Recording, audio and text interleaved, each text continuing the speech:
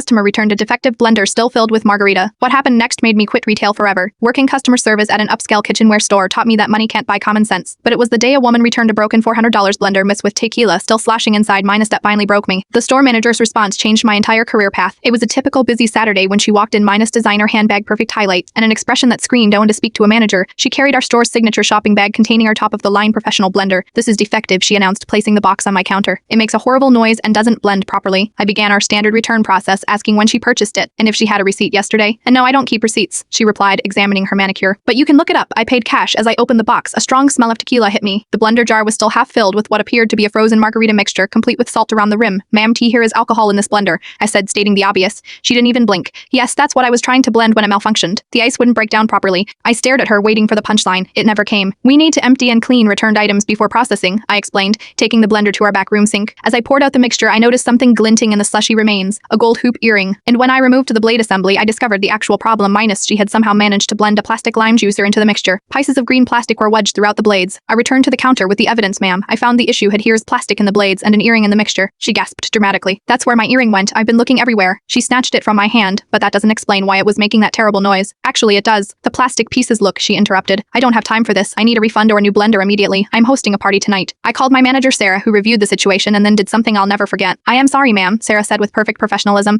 but our return policy doesn't cover damage caused by blending non-food items. The warranty specifically excludes misuse or abuse of product. The woman's face reddened. Do you know how much I spend in this store? Sarah smiled. About $400 less than you thought you would today. Would you like the contact information for the manufacturer's warranty department? After the woman stormed out, leaving the blender behind, I expected Sarah to be upset about losing a customer. Instead, she turned to me and said, some lessons cost $400. Maybe she'll read the manual next time. Then Sarah did something even more surprising. She took the blender to our demonstration kitchen, thoroughly cleaned it and tested it. Finding it still functional despite the abuse, she discounted it as an open box item and bought it herself. Life's too short to blend with inferior equipment, she winked. I put in my 2 weeks notice the next day and applied to law school. Now I specialize in consumer protection law, and I keep that plastic lime juicer piece on my desk as a reminder that sometimes the customer isn't just wrong, they're spectacularly, expensively wrong. And yes, Sarah still makes the best margaritas in town with that rescued blender.